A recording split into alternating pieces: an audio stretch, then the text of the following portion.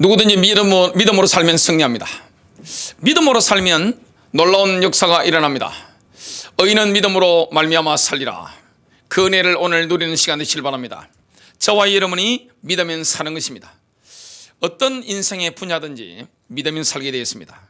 그게 물질의 분야든 인간관계든 그것이 나의 질병과 건강에 관한 문제든 믿으면 사는 겁니다. 믿으면 역사가 일어납니다. 믿으면 열정적입니다. 믿음은 확신이 있습니다. 믿음을 가지면 그 믿음은 우리를 충만케 만들어 줍니다. 우리를 빛나게 만들어 주는 거죠. 그 믿음으로 승리하는 시간 되시길 바랍니다. 믿음을 가지고 있으면 인내할 수 있습니다. 때가 되면 여호와께서 응답하시는 것을 우리가 경험하게 되어 있습니다. 하나님의 나라는 모자이크와 같은 거죠. 하나님의 나라는 천편일률적인 게 아닙니다. 모자이크와 같습니다. 하나님께서 우리에게 각자에게 어울리는 믿음의 분량을 나눠주시는 겁니다.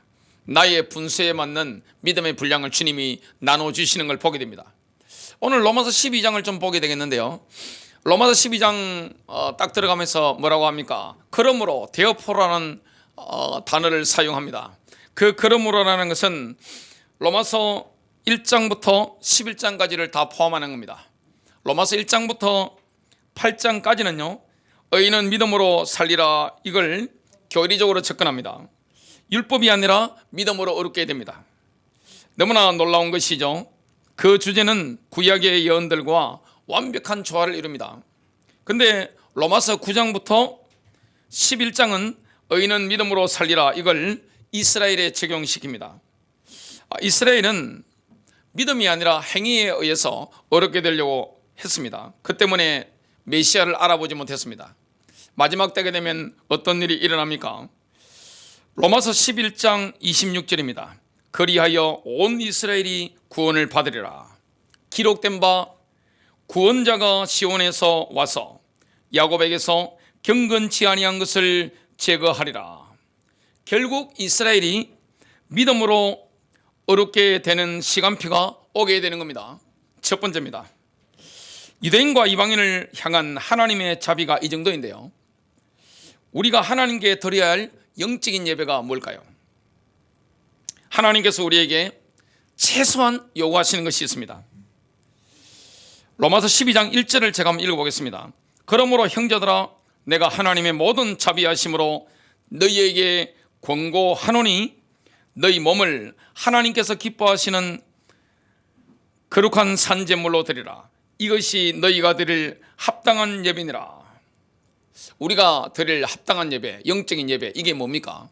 나의 몸을 하나님 기뻐하시는 거룩한 산제물로 드리는 겁니다. 그러려면 성령님이 역사하셔서 우리의 생각이 완전히 바뀌어져야 됩니다. 내 마음에 원하는 것을 내려놓고 하나님의 생각, 하나님의 원하시는 것을 깨닫게 되는 것이죠. 로마서 12장 2절입니다. 너희는 이 세상과 일치하지 말고 너희 마음을 새롭게 함으로써 변화를 받아 하나님의 선하시고 기뻐하시고 온전하신 뜻이 무엇인지 입증하도록 하라. 육신의 생각은 하나님의 생각을 알 수가 없습니다. 우리가 아무리 육신적인 생각을 해도 하나님의 생각을 알 수가 없습니다. 여기 우리 청년들은 미래 진로를 생각하죠. 우리 성도님들은 앞으로 내 인생이 어떻게 흘러갈 것인가, 여러 가지를 생각합니다. 근데 그렇게 하려고 하면 하나님의 생각, 하나님 뜻을 알아야 되는데 육신의 생각, 육신적인 생각으로는 하나님의 생각을 알 길이 없습니다. 우리의 생각이 하나님께 복종하면 우리는 점점 하나님이 원하시는 것을 알게 됩니다. 하나님 내게 원하시는 게 뭘까요? 하나님이 나를 어디에 쓰시길 원하실까요? 정말 이 일에 하나님께서 선하시고 기뻐하는 일이 뭘까요?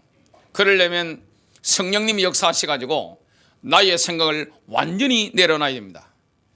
그래서 우리는 뭔가 결정할 때, 인생을 살아갈 때 하나님께 뭐라고 기도합니까? 하나님 마음대로 하십시오. 나의 몸을 하나님이 기뻐하시는 산제물로 드리는 겁니다. 구약시대는 짐승을 죽여가지고 제단에 올려놨는데 신약시대는 어떻습니까? 나의 몸을 하나님의 전단에 산제물로 드리는 것을 지금 말씀하고 있습니다. 이렇게 우리의 생각이 새로워져야 되죠. 뭐라고 말씀합니까? 로마서 8장 7절 육신적인 생각은 하나님의 법에 복종하지 아니할 뿐 아니라 참으로 그리할 수도 없으므로 하나님과 원수되는 것이니라. 우리의 생각이 새로워지면 헛된 망상에 사로잡히지 않게 됩니다. 건전한 판단력이 생기죠. 우리의 생각이 새로워지면 나 자신을 사실적으로 보게 됩니다. 하나님이 내게 믿음의 분량을 나눠주셔야 되는데 그러면 어떻게 인도를 받아야 됩니까? 우리의 생각이 새로워지면 나 자신을 사실적으로 보게 됩니다. 허황된 생각을 하지 않게 됩니다. 로마서 12장 3절입니다. 내게 주신 은혜로 인하여 너희 중 각 사람에게 말하노니 자신에 대하여 마땅히 생각할 그 이상의 생각을 품지 말고 다만 하나님께서 각 사람에게 나누어 주신 믿음의 분량에 따라 건전하게 생각하라. 맑은 정신으로 생각하라. 이 말씀을 지금 하고 계십니다. 우리의 생각이 새로워지게 됩니다. 그러면 내 뜻이 아니라 하나님의 뜻을 따라가게 됩니다. 그걸 기도하게 됩니다. 누가 그렇게 하셨습니까? 예수님께서 그렇게 하셨죠. 예수님께서 겟세마네 동산에서 기도를 하시는데 뭐라고 기도하십니까? 누가복음 22장 42절 아버지여 원하시면 이 잔을 내게서 옮겨 주옵소서. 그러나 내 뜻대로 하지 마옵시고 아버지의 뜻대로 하옵소서. 우리는 뭔가 인생의 진로를 결정할 때 나에 대해서 평가하고 내가 뭘 하려고 할 때 맑은 정신이 아니라 혼탁한 생각을 할 수가 있습니다. 그래서 뭐 해야 됩니까? 우리의 몸을 하나님의 제단 위에 산제물로 딱 들여버리는 겁니다. 하나님 마음대로 하십시오. 그러면 내가 가진 생각, 허황된 생각, 과대망상적인 생각 이걸 딱 내려놓고 인도를 받게 됩니다. 건전한 판단력을 갖게 해야 됩니다. 하나님이 나를 향한 그 뜻이 무엇인지, 하나님이 내 인생을 향한 계획이 무엇인지 그걸 우리가 분별하게 되는 것이죠. 그러면 그걸 찾고 우리가 인도를 받게 됩니다. 헛된 망상에 사로잡히지 않게 됩니다. 많은 분들이 교회를 다니면서 헛된 망상에 사로잡혀 있습니다. 우리가 그럴 수 있죠. 내 욕심대로 내 인생을 막 이루려고 합니다. 자녀의 인생을 이루려고 합니다. 지금 저희 아들이 이제 대학을 가야 되는데 진로를 어떻게 해야 되느냐? 간단합니다. 이 원리를 따르면 되는 겁니다. 하나님 마음대로 하십시오. 딱 던져버려야 됩니다. 그러면 하나님이 우리의 생각을 새롭게 만들어 주십니다. 내가 원하는 게 아닙니다. 내가 뜻하는 게 아닙니다. 그러면 하나님이 원하시는 거, 하나님이 뜻하시는 것이 깨달아집니다. 제가 우리 자녀 이름을 지을 때 그 어마어마한 거대한 이름을 처음에 지으려고 했습니다. 큰아들은 바울이라는 이름을 지으려고 했습니다. 둘째 아들은 다윗이라고 하려고 했습니다. 잘못하면 그 이름으로 될 뻔했습니다. 신바울, 신다윗. 그러니까 제 아내가 그렇게 하면 제가 그때 부산에 살았고 그 다음에 울산에 갔는데 학교 생활에 문제가 생긴다는 겁니다. 부산이나 울산 같은 데는 기독교 인구가 많지 않기 때문에 다 이렇게 세상 친구들과 이렇게 어울려서 살아야 되는데 그렇다는 거예요. 그래서 제가 하마터면 큰아들을 바울로 이름을 짓고 둘째를 다윗이라고 이름을 지으려고 할 뻔했습니다. 그렇게 안 하길 천만다행입니다. 우리는 자녀가 태어나면 황제 폐하시죠? 황제 폐하처럼 이렇게 어마어마하게 거대하게 이렇게 생각합니다. 그러다가 초등학교, 중학교 되면 초등학교 고학년 정도 되면 모든 게 판가름 딱 나버리죠. 어떤 분은요, 제가 누구 잘 있습니까? 이렇게 여쭤보면 이때까지 쭉 살아오면서 많이 물어봤을 거 아닙니까? 딸에 대해서 이야기를 하면 웃으면서 이야기합니다. 아들에 대해서 물어보면 많은 부모님들이, 성도님들이 갑자기 저 앞에서 한숨을, 본인도 모르게 우러나오는 한숨을 푹 쉬는 겁니다. 우리는요, 하나님한테 내가 원하는 걸 막 달라고 하는 겁니다. 울분맞춰주면서 막 하려고 하는 겁니다. 그걸 자식에도 강요하는 거죠. 그리고 나에게도 이 호황된 생각을 많이 합니다. 그러니까 뭘 하지 못합니까? 하나님 나라에 나의 자리를 발견하지 못하고 하나님이 내게 주신 믿음의 분량이 있는데 그걸 모르니까 어떻게 합니까? 방향이 안 맞고 헛힘을 계속 쓰게 되는 거죠. 주님은 살아계십니다. 저와 여러분이 믿음으로 살면 승리합니다. 의인은 믿음으로 말미암아 살리라. 여러분, 모든 부분에 믿음이 적용되면 능력이 나타납니다. 변화가 일어납니다.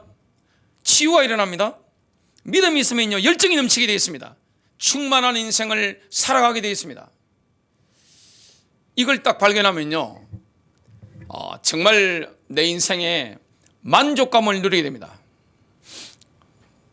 저는 제가 목사가 될 것이라고는 한 번도 생각해 본 적이 없어요. 왜냐? 어릴 때 예수를 믿지 않았기 때문에. 학교 선생님들이 저보고 학교 다닐 때 늘 학교 선생님이나 교수가 되라고 했습니다. 근데 전혀 생각을 못 하다가 하나님이 이끌어 가지고 하는데, 제가 제 인생기를 발견할 때 고3 때 한 게 있습니다. 그게 뭐냐면 3일 금식이었습니다. 가문을 세우려면 돈을 벌어야 된다, 그 생각을 딱 가지고 있었는데 자꾸만 주변에서 기도 많이 하는 분들 있죠. 영이 맑은 분들, 그리고 저에 대해서 육신적인 동기를 가질 필요가 없는 분들이 한결같이 하는 말이 뭐냐면 목사의 길을 가야 된다, 다 그 이야기를 하셨습니다. 그 말씀 듣고 나서 제가 도저히 제가 가져왔던 생각과 부모님의 기대, 이것과 배치가 막되기 때문에 결정을 할 수가 없는 거예요. 그때 제가 부산의 금정산 가난 수양관에 올라가서 제가 19살 때 3일 금식을 했습니다. 그때 제가 확실히 한 거예요. 하나님이 나를 이곳으로 인도하시는 것이다. 제가 분명히 알게 된 겁니다. 우리는 자꾸 내 욕심을 가지고 내 뜻을 가지고 하나님의 손목을 비틀어 가지고 막 받아내려고 합니다. 그러니까 안 되는 거예요. 뭐 해야 됩니까? 가장 중요한 것은 하나님의 뜻입니다. 하나님의 뜻은 선한 것입니다. 하나님의 뜻은 받으실 만한 겁니다. 하나님의 뜻은 완전한 거예요. 우리에게 행복을 줍니다. 충만함을 주는 거예요. 만족감을 주는 겁니다. 하나님의 뜻은 그 뜻을 따라가는 자에게 인생의 보람을 느끼도록 만들어 주시는 겁니다. 그러면 뭘 해야 됩니까? 내 뜻을 내려놔야 돼요. 과대망상적인 생각, 허황된 생각, 이런 것으로 꽉 있습니다. 그걸 딱 내려놓고 하면, 하나님 마음대로 하십시오, 딱 하면 우리의 생각이 새로워집니다. 세상적인 기준을 따라가지 않게 됩니다. 돈이라든지 남들이 나를 어떻게 생각할 것인가, 이걸 내려놓게 됩니다. 하나님의 뜻이 점점 분명하게 발견이 되는 것이죠. 우리가 하나님 나라에 내가 어떤 일을 하면서 헌신해야 될 것인가, 이것도 마찬가지입니다. 그러면 점점 명확하게 와닿는 걸 보게 됩니다. 그 하나님 뜻이요, 나의 뜻과 맞지 않을 때 예수님처럼 하게 되는 겁니다. 원하시면 이 잔을 내게서 옮겨 주옵소서. 그러나 내 뜻대로 하지 마옵시고 아버지의 뜻대로 하옵소서. 하나님의 계획이 내 뜻보다 훨씬 더 중요함을 알게 되는 겁니다. 그게 내 인생에 더 충만함을 주는 거예요. 저는 그래서 이때까지 인도를 쭉쭉 받았습니다. 뭔가 결정할 때마다 마찬가지였습니다. 그래서 저는 제 자녀들한테도 목사 자녀가 어떻게 해가지고 한 번도 말해본 적이 없어요. 그리고 아들, 딸 보고 이 길을 가라 말라 가타부타 한 번도 해본 적이 없습니다. 누가 하시는 겁니까? 하나님의 위에서 모든 걸 인도하시는 겁니다. 그게 내 직업일 수 있고, 교회 안에 내 위치일 수 있고, 나의 역할일 수 있고, 하나님의 나라는 모자이크와 같은 것이기 때문에 거기에 나의 자리에 맞는 믿음의 분량이 있습니다. 두 번째입니다. 맑은 정신으로 생각하게 되면 하나님이 우리 각자에게 믿음의 분량을 나누어 주셨다는 것을 발견하게 됩니다. 믿음의 분량은요, 우리 각자가 결정하는 게 아닙니다. 내가 이 정도 믿음을 가져야 되겠다? 그게 아니에요. 하나님이 믿음의 분량을 나누어 주시는 겁니다. 하나님께서는 이미 우리를 위한 믿음의 분량을 정해 놓으셨습니다. 저와 여러분의 인생을 향한 믿음의 분량이라는 게 있습니다. 분량 있습니다. 하나님께서는 우리의 위치와 역할에 걸맞는 믿음의 분량을 나누어 주시는 겁니다. 사람은 같을 수가 없는 겁니다. 다 다른 거예요. 하나님 나라 안에 있어서 모든 게 다 다른 겁니다. 옛날에 저는 삼국지를 많이 읽었고 장기 두는 걸 굉장히 좋아했습니다. 저는 바둑은 배우질 못해서 못 배웠는데, 장기 보면 차가 있고 포가 있죠. 마가 있고 상이 있고, 지금 떠오르실 겁니다. 역할이 다 다른 거예요. 각자의 분량이 있는 겁니다. 차포가 얼마나 강력합니까? 장기에는 하나님 나라에 그러면 차포만 있으면 됩니까? 쫄도 있어야죠. 하나님의 나라는요, 이 장도 있어야 되지만 차도 있어야 되고, 포도 있어야 되고, 마도 있어야 되고, 상도 있어야 되고, 쫄도 있어야 되고, 다 있어야 되는 거죠. 다 차포하려면 어떻게 됩니까? 하나님 나라가 어떻게 건설이 되겠어요? 각자가 다른데, 생긴 게 다르고 지문이 다르고, 하나님이 우리 인생을 향한 섭리와 인생이 전부 다 다른데, 내가 내 인생을 막 끌고 가려고 하면 안 되는 거죠. 위에서 하나님이 인도하시는 대로, 섭리하시는 대로 나의 믿음의 분량이 준비되어 있는 겁니다. 우리에게 얼마만큼의 믿음이 필요한지를 측정하기 위해 하나님께서 사용하시는 기준이 있습니다. 로마서 12장 4절부터 5절입니다. 우리가 한 몸에 많은 지체를 가졌으나, 지금 제 몸을 보시면 팔다리가 있죠. 모든 게 다 다른 거예요. 모든 지체들이 다 같은 기능을 가진 것이 아니니 직무가 다 다른 거죠. 이와 같이 우리 많은 사람이 그리스도 안에서 한 몸이 되어 각 사람이 서로의 지체가 되었느니라. 그리스도인들은요, 하나의 몸을 구성합니다. 모든 그리스도인들은 그리스도의 몸 안에서 구체적인 위치가 있습니다. 역할이 다 다른 거예요. 다 차하려고 하면 어떻게 됩니까? 나는 포하렵니다. 그러면 어떻게 됩니까?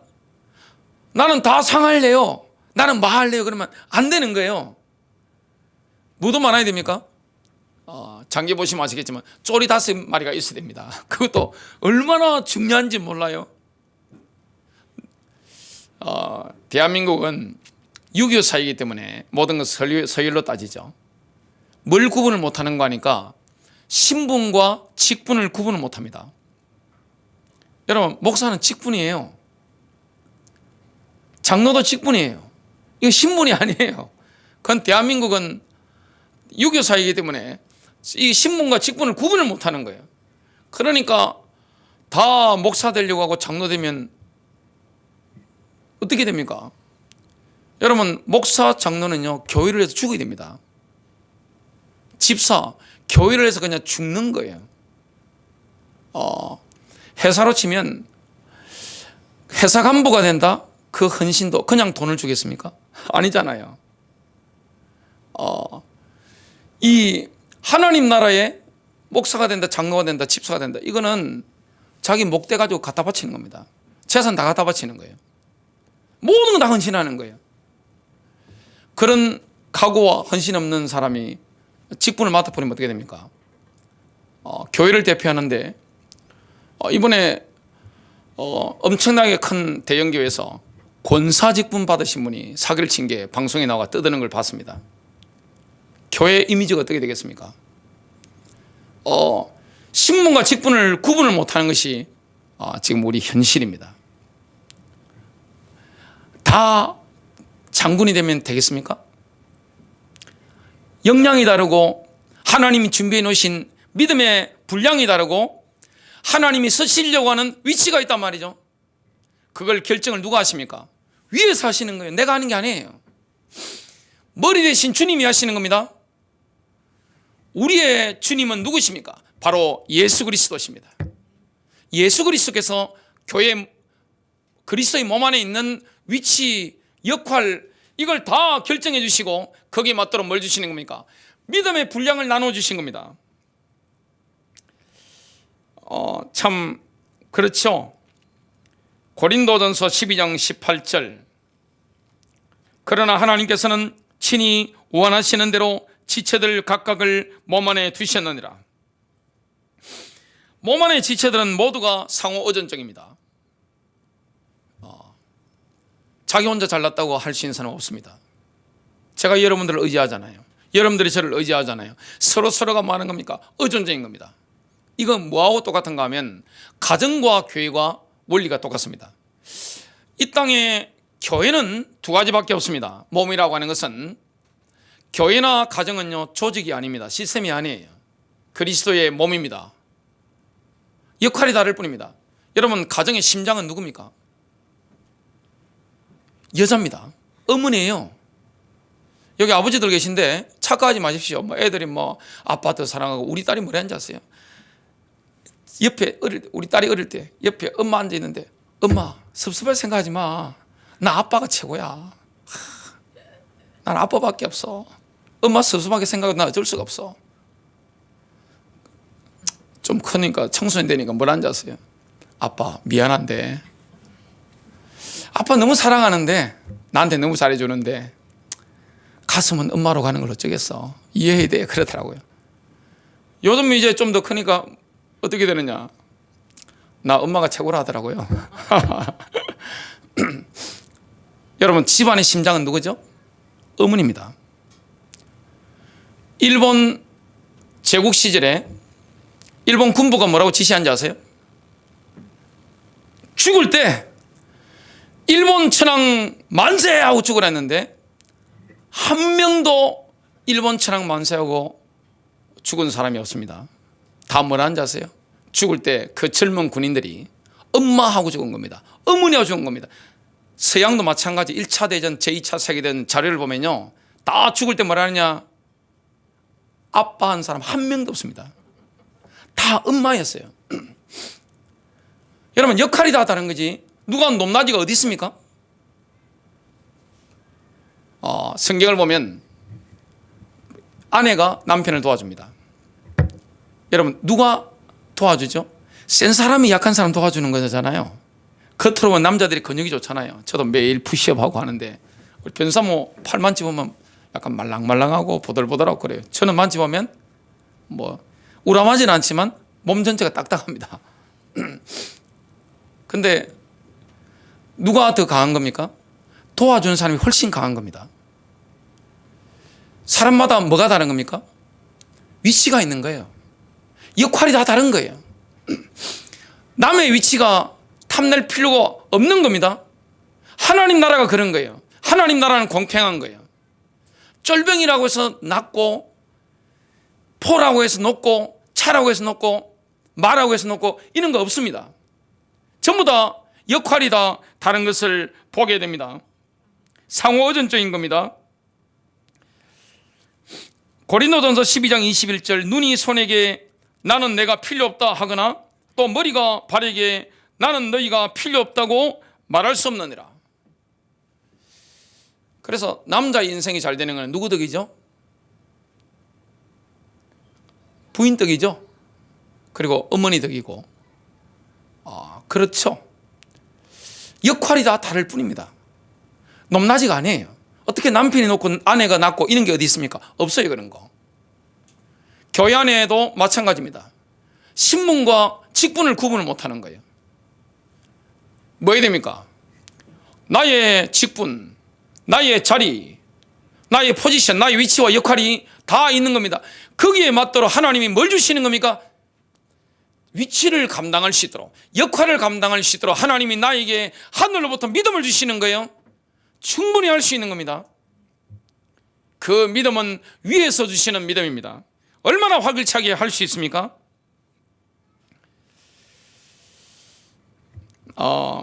우리의 몸 안에서 포지션을 발견하려면 자신의 중요성에 대해서 너무 높게 평가하면 안 됩니다.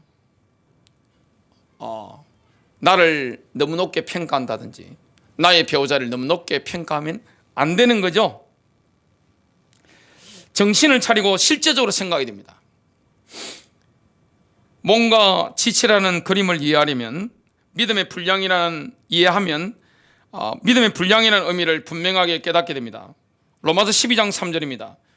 여러분 자신의 중요성에 대해 과장된 생각을 하지 마십시오. 대신 하나님께서 여러분 각자에게 주신 기준, 곧 믿음에 근거해서 자신을 냉정하게 평가하십시오. 각 지체들이 필요로 하는 믿음의 형태들과 양은 다양합니다. 눈에게는 뭐가 필요합니까? 눈의 믿음이 필요한 거예요. 오른팔에게는 오른팔의 믿음이 필요한 거예요. 왼쪽 다리에게는 왼쪽 다리의 믿음이 필요한 겁니다. 이게 바로 하나님의 나라입니다. 하나님이 나를 어느 포지션으로, 위치로 부르셨다면 그 역할을 감당할 수 있도록 주님 뭘 주시는 겁니까? 믿음과 능력을 주시는 거예요. 충분히 감당할 수 있는 거예요. 저는 천직이 목사입니다. 이것만큼 재미있는 게 없어요. 저는 세상에 제일 재미있는 게 공부하는 거예요. 성경 공부하고 여러 가지 공부하고 이것만큼 재미있는 게 없습니다. 그리고 영혼을 섬기고 기도해주고 이것만큼은 좋은 게 없습니다. 저는 이때까지 살아오면서 돈을 추구한 적이 없습니다. 돈이 따라왔을 뿐이지. 뭘 추구했느냐? 늘 위를 이렇게 추구하면서 살아왔습니다. 앞으로는 더 하겠죠. 훨씬 더 할 것이라 저는 짐작이 됩니다. 제게는 다른 게 문제가 되지 않습니다. 하늘에 계신 우리 아버지를 섬기고 거기에 사람들이 따라갈 수 있도록 하는데 저는 제 목숨을 드릴 겁니다. 다른 데는 현재 관심이 없습니다. 그게 저의 위치예요. 그리고 제가 감당해야 될 역할입니다. 각자에게 거기 다 있는 거예요. 이러한 믿음의 분량을 서로 교환한다, 상호 교환한다. 이건 전부 다 불가능하다는 것을 보게 됩니다. 세 번째입니다. 믿음의 분량이라는 것을 이해하게 되면 하나님의 은사를 활용하는 것에 대해 열린 자세를 취하게 됩니다. 하나님의 은사, 하나님의 선물을 활용하는 것에 대해서 오픈마인드를 가지게 되는 겁니다. 나의 위치와 역할을 감당하려면 하나님 뭘 주시죠? 믿음도 주시고 은사를 주시는 겁니다. 성령의 선물을 주시는 겁니다. 그 역할을 감당할 수가 있는 것이죠. 그리스도의 몸 안에서 구체적인 위치를 발견하니 가장 먼저죠. 그러면 하나님이 주신 믿음의 분량을 가지고 제 역할을 하게 됩니다. 그러면 하나님의 은사를 활용하는 것에 대해서 오픈마인드를 가질 수밖에 없는 겁니다. 왜냐? 은사가 필요한 거예요. 나의 포지션을 감당하려고 하니까 내 능력으로 안 된단 말이에요. 믿음도 필요하고 성령님이 주시는 그 은사가 필요한 겁니다. 은사가 얼마나 중요한 겁니까? 요즘 시골에 가보세요. 일하는 사람 다 외국인입니다. 버스 한번 타보세요. 우리 어머니 말씀 들어보니까 다 샬라샬라 합니다. 한국 사람이 버스를 타지 않습니다. 거의 없어요, 한국 사람은. 그리고 지금 농사는 뭐랍니까? 꽃게임 같은 걸 하는 게 아니에요. 트랙터 같은 거 가지고 지금 전부 첨단 산업으로 바뀌는 거 한번 보세요.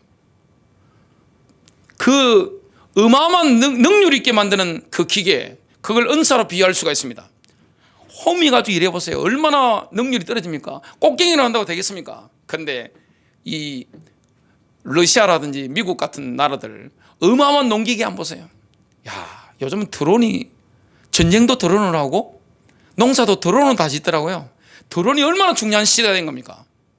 그런 은사 가지고 우리가 내 위치를 감당할 수가 있는 겁니다. 로마서 12장 6절부터 8절입니다. 그러므로 우리에게 주어진 은혜에 따라 가진 은사들이 다르니 예언이면 믿음의 분량대로 예언하고, 또 섬기면 섬기는 일로, 또 가르치는 자는 가르치는 일로, 또 권면하는 자는 권면하는 일로, 구제하는 자는 성실함으로, 지도하는 자는 권면함으로, 자비를 베푸는 자는 즐거움으로 할 것이니라.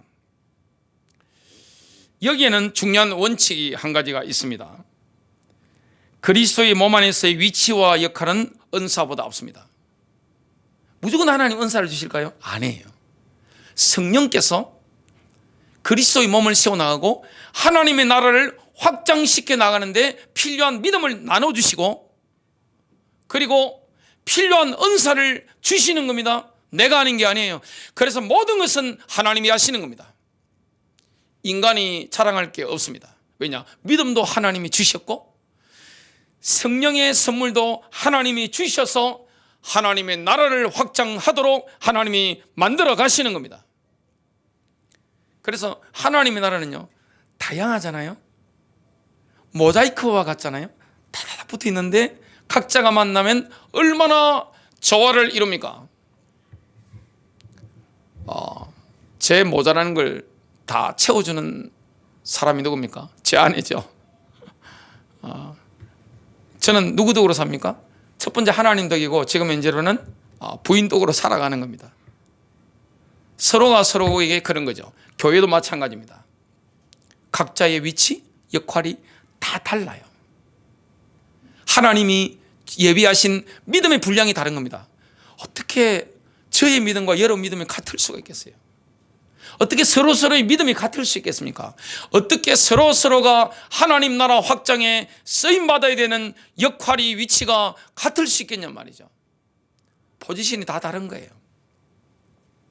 사람마다 하나님의 부르심이 다 다른 겁니다. 주시는 믿음이 다른 거고, 주시는 은사가 다 다른 거예요. 오직 가장 좋은 선물을 간절히 사모하라, 이렇게 말씀하셨지만 어느 것이 가장 좋은 선물인지는 말씀하지 않으셨습니다. 가장 좋은 선물이 뭔지에 대한 절대적인 기준은 없는 겁니다. 나로 하여금 하나님께서 정해주신 역할을 할 수 있도록 해주는 은사가 가장 좋은 은사입니다. 하나님 내게 주신 역할이 있죠. 은사가 있습니다. 그 역할이 있습니다. 그걸 감당할 수 있도록 해주는 은사가 가장 좋은 은사지, 다른 사람이 가진 은사 부러워한다, 그 얼마나 어리석은 겁니까? 믿음이 다르고 은사가 다 다른 거예요. 전부 다 뭘 원합니까? 자극적인 거 원하죠. 신유의 은사 팍 치유하고, 물론 모든 사람이 다 치유합니다만은 특별히 신유의 은사 받은 사람이 있습니다. 기적을 행하는 은사 가지고 있는 사람이 있습니다. 직분도 마찬가지죠. 다 목사 장로해 버리면 누가 쫄병합니까? 하나님 나라 어떻게 가능할 수 있습니까? 교회 지도급 인사가 된다는 것은 목을 내놔야 되고 재산 내놔야 되고 모든 걸 다 바쳐야 돼요. 그리고 사회적으로 존경받아야 됩니다. 가정에서 존경받는 인물이 돼야 됩니다. 자녀들이 그 앞에서 완전히 숙이는 그 정도 인격을 갖추지 않으면 교회를 어떻게 섬깁니까? 안 그래요? 믿음은 들음에 의해서 오며, 들음은 하나님의 말씀에 의해 오느니라의 진리는, 하나님께서는 우리 각자에게 그리스도의 몸 안에서 정해진 위치에 걸맞는 구체적인 믿음의 분량을 주신다는 말씀과 관계가 있습니다. 믿음은 들음에 의해서 오죠. 들음은 하나님의 말씀에 의해 오는 겁니다.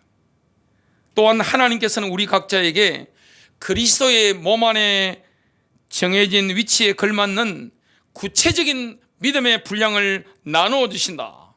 이게 지금 관계가 있는 겁니다. 하나님의 말씀을 듣는 것은 비행기의 레이더가 작동하는 원리와 같습니다. 레마에 민감해야 됩니다. 하나님이 주시는 그 말씀에 민감해질수록 그리스도의 몸 안에서 우리에게 정해진 위치와 역할로 확실한 인도를 받게 됩니다. 그래서 말씀을 자세히 듣다 보면요, 하나님이 나에게 예배해 두신 그 위치로, 역할로 인도를 받게 되는 거예요. 정말 놀라운 원리죠. 하나님께서 우리에게 구체적인 믿음의 분량을 나누어 주신다고 해서 우리의 믿음이 정체된 채로 머무는 거 아닙니다. 믿음은 계속 업그레이드가 되는 겁니다. 믿음은 계속 진보하는 겁니다. 만일 옛날에 믿음이 좋았다, 그건 믿음을 퇴보하고 있는 거예요. 믿음이라는 건요, 진보하게 되어 있습니다. 아브라함을 보십시오. 바울을 보십시오. 처음 믿을 때 가졌던 그 믿음의 그 수준과 아브라함이 아들을 바칠 때 그 믿음의 수준은 다른 거예요. 믿음은 반드시 진보하는 겁니다. 내 믿음이 진보하고 있지 않다면 믿음이 퇴보하고 있는 겁니다. 그리스도의 몸 안에서의 역할을 감당하는 능력이 업그레이드가 되면 우리의 믿음도 비례해서 성장하는 겁니다. 믿음은 성장이 있는 거죠. 그래서 더 효과적인 역할을 하려고 하면 어떻게 됩니까? 더욱더 큰 믿음이 필요한 겁니다. 주님이 나에게 믿음을 주시는 거죠. 그래서 하나님이 주시는 믿음은 하나님이 우리에게 수행할 것을 요구하시는 사역에 필요합니다. 모든 그리스도인들은 하나님 나라 일을 위해서 부름받았습니다. 예외가 없습니다. 가정도 역할이 있잖아요. 그 사역이에요.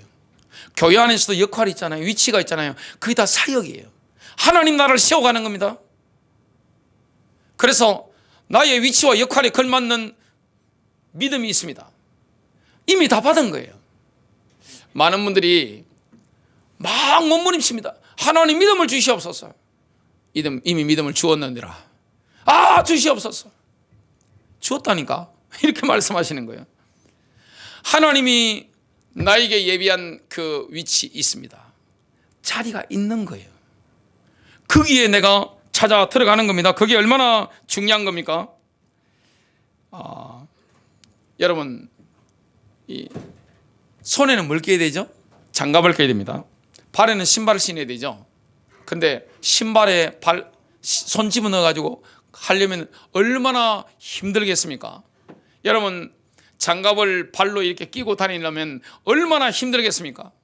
내게 딱 맞는 위치 역할, 거기에 맞는 믿음과 하나님이시는 성령의 은사 선물이 있는 겁니다. 다 준비해 놓은 겁니다. 히브리서 4장 3절은 유업 안으로 들어가는 신자들에 대해서 이렇게 말씀합니다. 이미 믿은 우리는 안식에 들어가나니 믿음은 우리를 안식 안으로 데려가야 합니다. 하나님이 주신 유업 안에서 우리의 위치를 발견하게 되면 여러 가지 어려움과 압박이 가해질 때가 있죠. 그렇다 할지라도 내적인 안식을 누리게 됩니다.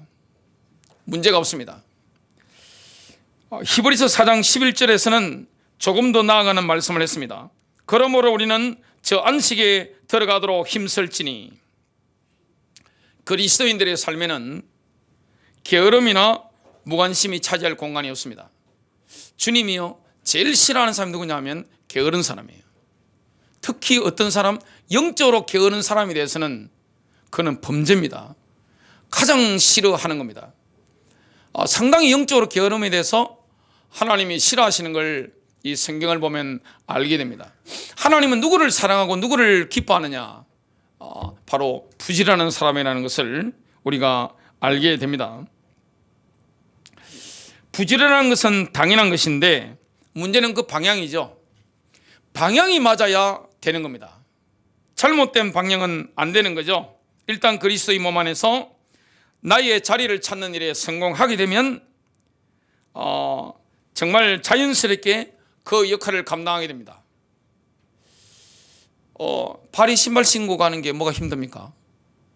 여러분, 장갑에 내 손을 이렇게 끼우고 가는 게 뭐가 힘듭니까?